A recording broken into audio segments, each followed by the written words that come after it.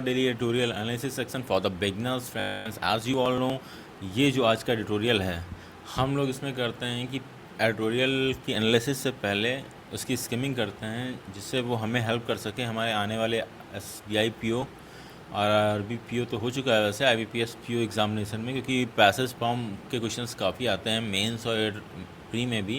And comprehension type question solve करने के लिए हमें काफ़ी फास्ट और अच्छी एनालिसिस चाहिए होती है, जल्दी से पढ़ के पैसे हम उसमें से ज़्यादा डाटा एनालाइज कर सकें। उसमें काफ़ी हेल्पफुल होता है स्कमिंग की प्रैक्टिस, आपको भी डेली करनी चाहिए। Before and watching this analysis go and do the skimming first. आप देख लो मैं स्कमिंग कैसे करता हूँ। मैं पहले स्कमिंग करूँगा, उसके बाद एनालिसिस करूँगा पैसेज की। चलिए जल्दी से स्टार्ट करते हैं। आज का पैसेज है friends, beguiling base on fuel price and inflation. Beguiling मतलब होता है अच्छा, आकर्षक base, you know, on fuel price and inflation. Fuel price और इन्फ्लेशन पे कुछ बिगलिंग बेस है, क्या है नहीं पता, देखेंगे। State and centre must cut fuel levies to down inflation fuel consumption. State government और सेंट्रल गवर्नमेंट को टैक्सेस कम करने चाहिए अपने फ्यूल पे, फ्यूल के टैक्सेस कम करने चाहिए, जिससे कि उसके जो हैं इन्फ्लेशन कम हो, उसमें प्राइस नीचे आ सकें। The latest set of data on industrial output and retail inflation are beginning heartening, with the former showing a double-digit year-on-year increase in production and the latter posing a sharp slowdown in the price gains. The index on inflation, production, industrial production and consumer price index figures released on Tuesday show industrial output rose 11.9%, while inflation in September slowed by 95 basis points from the preceding month of 4.35%. The number seems to indicate a gathering recovery in economic momentum, even as CPI-based inflation is towards the RBI's mandated target of 4%. The IIP constituent mining, manufacturing and electricity posted appreciable improvement of 23.6%,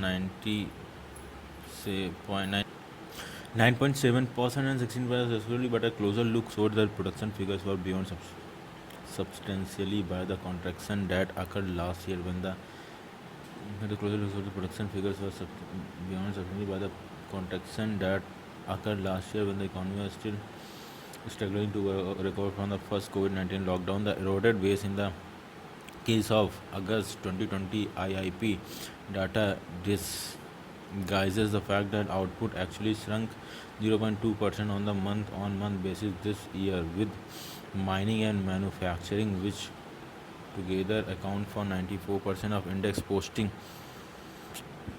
sequential contraction of 0.8% respectively. Only consumer, non-durable and construction good posted increase from July.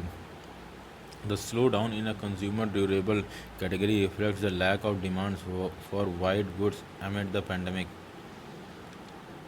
Consumer durable है।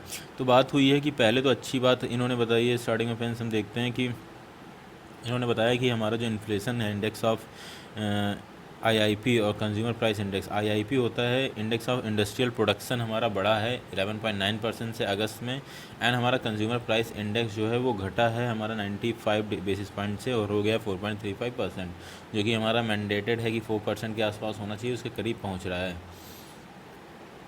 RBI का target है 4%। 4% एक healthy होता है। तो हमारा inflation कम हुआ है, प्रोडक्शन बढ़ा है।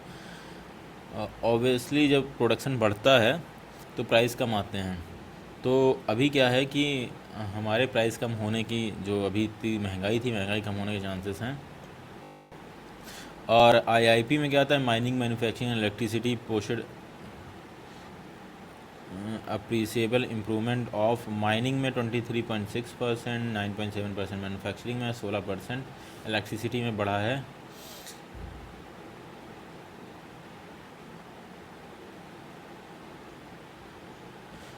बट जो हम अगर क्लोज़र लुक डालें तो हमारा जो प्रोडक्शन फिगर है वो काफ़ी कम हुआ था।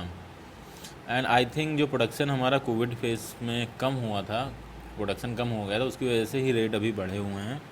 तो हमारा प्रोडक्शन बहुत ज़्यादा सब्सटेंशली कम हुआ था। इन अगस्त 2020 IP डाटा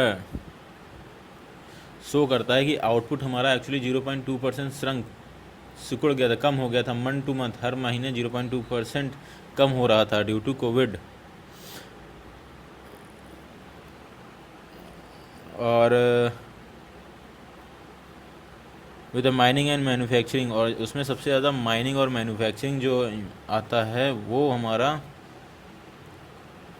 जो 94% इंडेक्स को कवर करता है, उसका कॉन्ट्रेक्शन 0.8%, 0.5% रिस्पेक्टली हुआ था। माइनिंग में 0.8%, मैन्युफैक्चरिंग सबसे ज़्यादा तो इन्हीं में हुआ था। Only consumer non durable and construction goods posted increase from जुलाई। केवल कंज्यूमर नॉन ड्यूरेबल और कंस्ट्रक्शन के जो गुड्स थे उनमें इंक्रीज़ हुआ था जुलाई से। The slowdown in the consumer durable category reflects the lack of demand for white goods amid the pandemic. Consumer durable category में लैक ऑफ डिमांड देखी गई थी। ओके चलो स्किमिंग कर रहे थे हम लोग। With the last physical IIP number shows output rebounding in September, October 2020, and some industrial sector including automobile manufacturing hit this year by raw material shortage and logistic constraint. It is hard to see production sustaining the pace of growth. Inflation too has benefited from the elevated level in the year early period when the headline reading had escalated to 7.3%. September and subsequently touches 7 last October. The CPI data marks the real extent of price pressure across major product categories, undermining nutritional security, especially among the sizable number who have suffered job or income cuts. Key protein sources including meat and fish and pulse and products records provisional inflation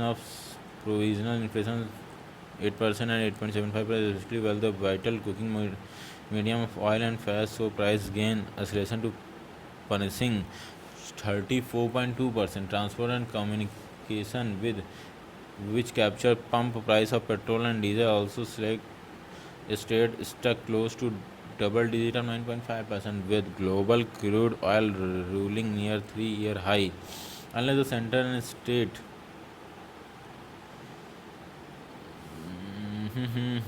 government designed to respond to the RBI erratic and cut level fuel levies, there is little scope for inflation seeing easy by much in the category. The coal price, that is ruling power output, is sure to also ripple across the sector and undermine price stability unless policy makers intervene post haste.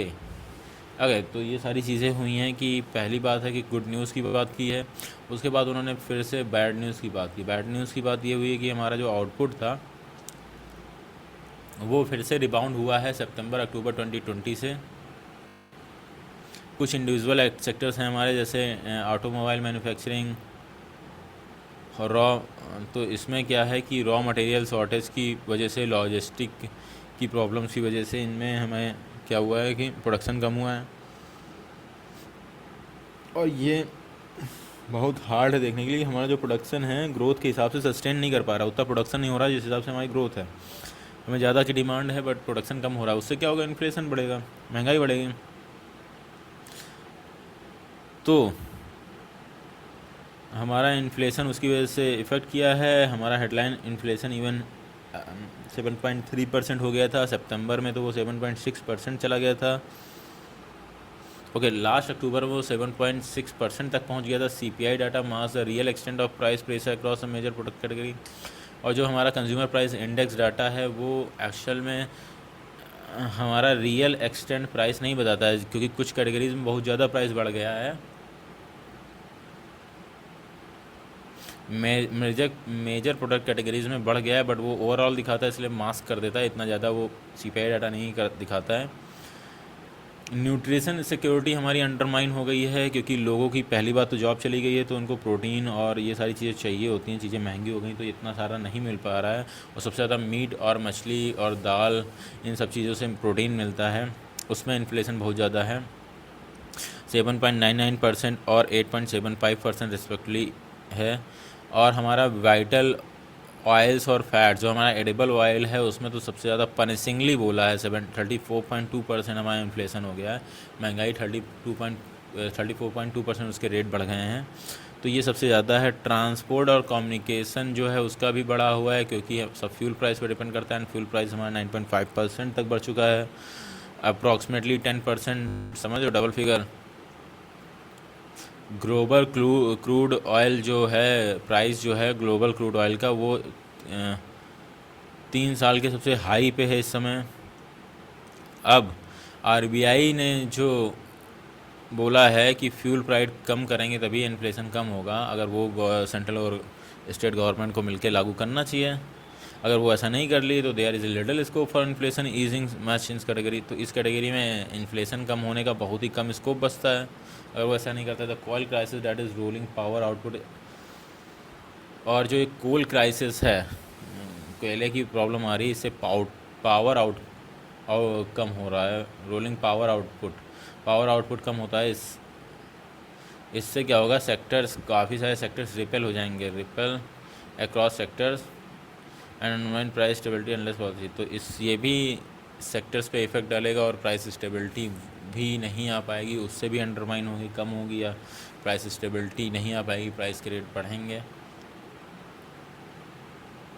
Unless policy makers intervene post haste, ये तब तक नहीं होगा जब तक जो policy makers हैं हमारी, शायद गवर्नमेंट को कह सकते हैं, या फिर पॉलिसी मेकर्स हमारी आरबीआई भी होती है, इंटरवीन नहीं करेंगे पोस्ट हैस्टे, मतलब जल्दी से जल्दी इंटरवीन नहीं करेंगे। पोस्ट हैस्टे मतलब शायद जल्दी से जल्दी।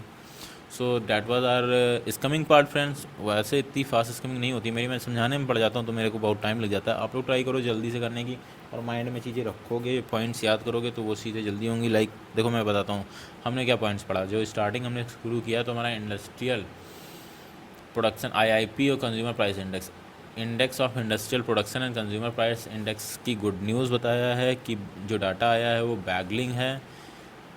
क्या बता रहा है कि हमारा जो है इंडस्ट्रियल प्रोडक्शन है, IIP index of industrial production, वो 11.2% से बढ़ा, मतलब इंडस्ट्रियल प्रोडक्शन हमारा इंक्रीज़ हुआ है, और हमारा इन्फ्लेशन जो प्राइसेस हैं वो गिरे हैं लाइक 95 बेसिस पॉइंट्स है। सो वो इस समय 4.35% चल रहा है, जो हमारा टारगेट है आरबीआई का 4% उसके करीब चल रहा है।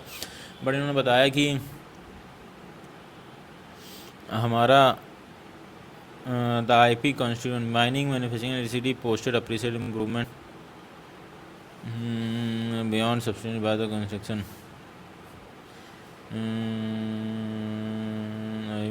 माइनिंग।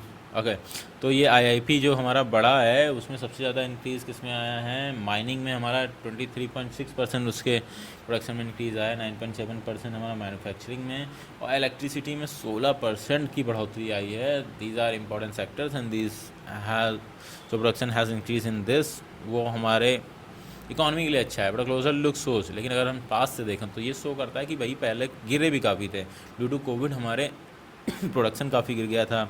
0.2% मंथ टू मंथ, हर महीने 0.2% गिरता जा रहा था।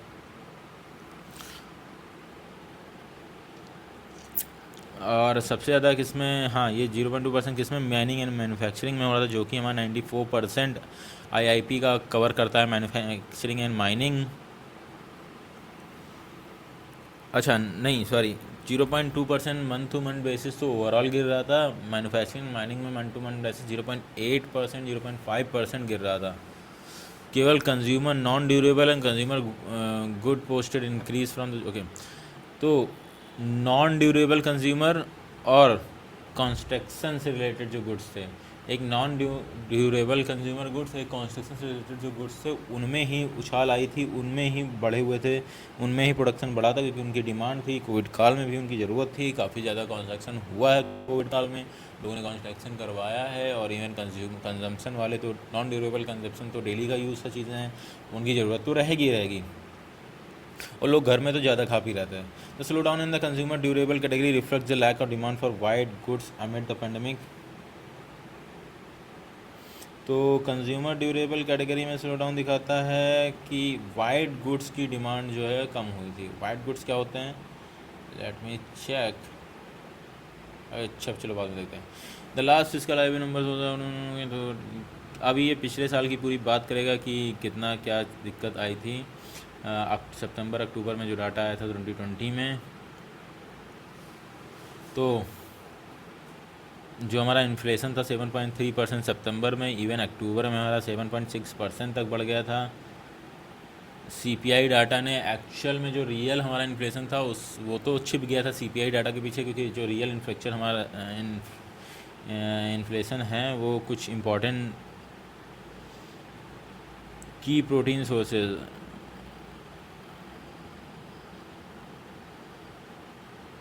तो क्या हुआ था, मेजर चीज़ों में बढ़ा हुआ था, और जो हमारी खाने से रिलेटेड न्यूट्रिशन और प्रोटीन वाली चीज़ें थी उनमें प्रॉब्लम आ गई थी कि लोगों की जॉब चली गई थी और उनके रेट बढ़ रखे थे। क्यों? क्योंकि सबसे ज़्यादा प्रोटीन किस में होता है?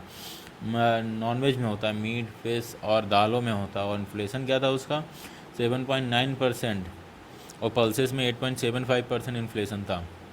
इवन ये बता रहे हैं एडिबल ऑयल में तो सबसे ज़्यादा पनिशिंगली 34.2% उसके रेट बढ़े हैं। ट्रांसपोर्ट और कम्युनिकेशन में भी डबल फिगर तक पहुंच गया है, 10% के करीब, क्योंकि फ्यूल प्राइस बढ़े हैं। और इनको कम करने के लिए क्या करना पड़ेगा? हमें फ्यूल प्राइस को कम करना पड़ेगा। आरबीआई ने ये एक सजेशन दिया है, और इसके लिए स्टेट और सेंट्रल गवर्नमेंट को अपने टैक्सेस कम करने पड़ेंगे। ये सारी चीज़ें तब तक कंट्रोल में नहीं आएंगी जब तक हमारे जो पॉलिसी मेकर्स हैं वो इनको कंट्रोल में नहीं करेंगे।